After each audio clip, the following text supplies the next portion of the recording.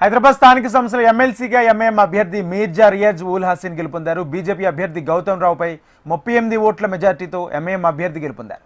MIM అభ్యర్థికి 63 ఓట్లు రాగా బీజేపీ అభ్యర్థికి 25 ఓట్లు వచ్చాయి. ఇదే అంశానికి సంబంధించి పూర్తి సమాచారం మా ప్రతినిధి రామకృష్ణ ఫోన్ లైన్ ద్వారా అందిస్తారు. రామకృష్ణ,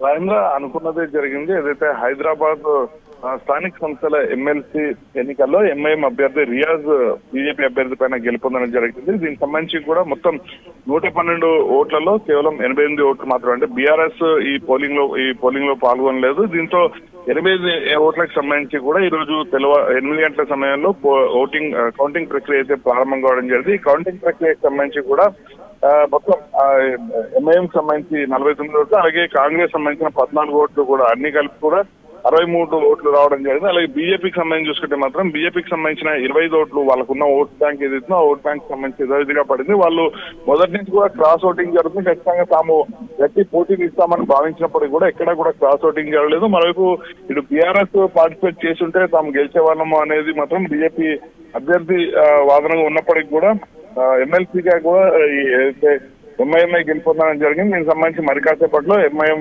అభ్యర్థికి ఇటు హైదరాబాద్ కలెక్టరేట్ నుంచి కూడా ఆయనకైతే సర్టిఫికేట్ అయితే ఇవ్వబోతున్నారు. మరోవైపు ఈ ఏదైతే బీఆర్ఎస్ పార్టీ ఓటింగ్ లో పోలింగ్ లో పాల్గొనలేదు కాబట్టి ఖచ్చితంగా వాళ్ళ పైన మొత్తం వేటు వేయాలి అనేది ఇటు బీజేపీ అభ్యర్థి ఎవరైతే ఉన్నారో ఆయనైతే గౌతమ్ రావు పైన ఎన్నికల కమిషన్ కి అయితే ఫిర్యాదు చేస్తారంటూ కూడా కొద్దిసేపటి కింద చెప్పడం జరిగింది. ఏదేమైనా కూడా హైదరాబాద్ స్థానిక ఎమ్మెల్సీకి సంబంధించిన ఎన్నికల్లో ఎంఐఎం అభ్యర్థి అయితే రియాజ్ విజయం సాధించారు.